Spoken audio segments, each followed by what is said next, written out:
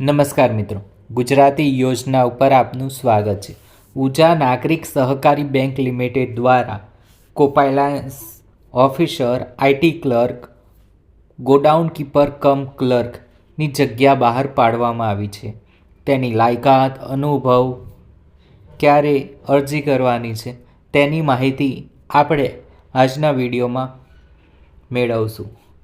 ઉજા નાગરિક સહકારી bank limited, Unjha main line, Ganj Bazar, Unjha 384170. બેંકની જુદી જુદી શાખાઓ તથા વહીવટી ઓફિસ માટે કર્મચારીઓની જરૂરિયાત છે. તે માટે લાયકાતના પ્રમાણપત્રોની પ્રમાણિત નકલો, પાસપોર્ટ સાઇઝના ફોટો તથા ફોર્મ સિગ્નેચર સાથે આ જાહેરાતની તારીખથી 24/2/2025 સુધીમાં અરજી રજિસ્ટર્ડ પોસ્ટ અથવા સ્પીડ પોસ્ટથી chairman Shri, recruitment committee, Unjha નાગરિક સહકારી બેંક લિમિટેડ ઊંઝાને ઉદ્દેશીને મોકલવાની રહેશે. બેંકના જે કર્મચારી છે તેની ભરતી વિશેની હવે આપણે માહિતી મેળવશું. કોપાયલાન્સ ઓફિસર સંખ્યાની વાત કરીએ તો 1, લાયકાતની વાત કરીએ તો CA, CS, LM, બિઝનેસ લો, MBA અને આની સમકક્ષ કોઈ ડિગ્રી હોય તો તે પણ ચાલશે. બેન્કિંગ, ઓડિટ અને ઇન્સ્પેક્શન વિભાગમાં ઓફિસર તરીકે લાયકાત ધરાવતો હોવો જોઈએ. અંગ્રેજી ભાષાના જાણકાર હોવા જોઈએ. બેન્કિંગ ક્ષેત્રમાં ઓછામાં ઓછો 3 વર્ષનો અનુભવ માંગેલો છે. ઉંમરની વાત કરીએ તો 30થી લઈને 50 વર્ષની હોવી જોઈએ. આઈટી ક્લર્ક ટોટલ 2 જગ્યા માટે ભરતી બહાર પાડેલી છે. લાયકાતની વાત કરીએ તો માન્ય યુનિવર્સિટીના BTech computer IT, MTech computer IT, BSc IT, MSc IT, BCA, MCA computer program. Graduate કોર્સમાં ઓછામાં ઓછા પ્રથમ પ્રયત્ને 60% હોવા જોઈએ તથા પોસ્ટ ગ્રેજ્યુએટ કોર્સમાં ઓછામાં ઓછા પ્રથમ પ્રયત્ને 55% હોવા જોઈએ. અનુભવની વાત કરીએ તો IT ક્ષેત્રે અનુભવની પ્રથમ પસંદગી. ઉંમરની વાત કરીએ તો 21 વર્ષથી લઈને 35 વર્ષ વચ્ચે હોવા જોઈએ. ગોડાઉન કીપર કમ ક્લર્ક 3 જગ્યા માટે ભરતી બહાર પાડેલી છે. લાયકાતની વાત કરીએ તો માન્ય યુનિવર્સિટીના BCom, MCom, banking, finance, management, PGDM, BBA તથા ઉપરના દરેક કોર્સના સમકક્ષ કોમ્પ્યુટર જ્ઞાન ધરાવનાર.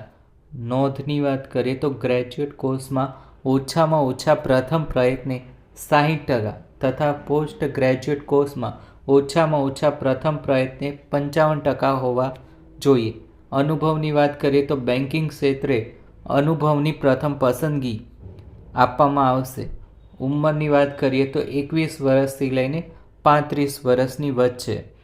નોંધ: ઉપર દર્શાવેલ ક્રમ 2 અને 3નો 2 વર્ષનો પ્રોબેશન પીરિયડ રહેશે. પરફોર્મન્સના આધારે પ્રોબેશન પીરિયડની મુદત વધારવી કે નહીં તે બેંક બોર્ડ નક્કી કરશે. આ વાત કરેલી છે આઈટી ક્લર્ક અને ગોડાઉન કીપર ક્લર્કની.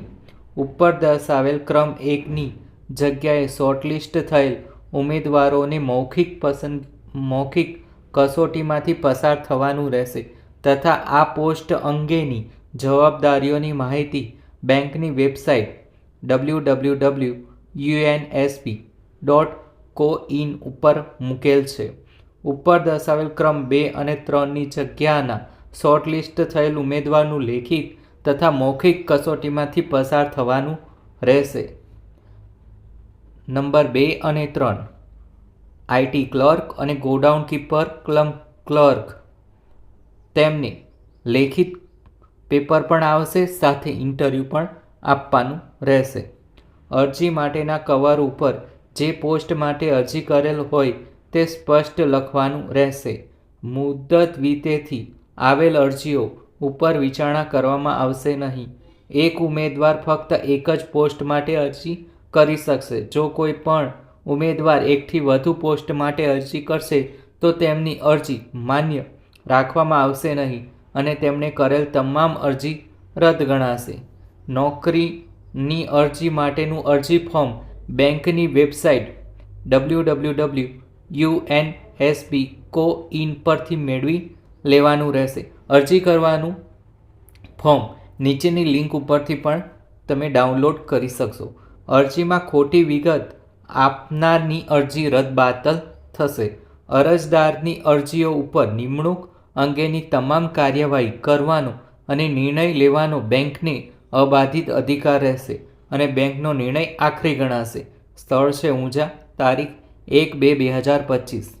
આ માહિતી સારી લાગી હોય તો તમારા મિત્રો સાથે શેર કરી શકો છો અને આપણી ચેનલને સબસ્ક્રાઈબ કરી શકો છો.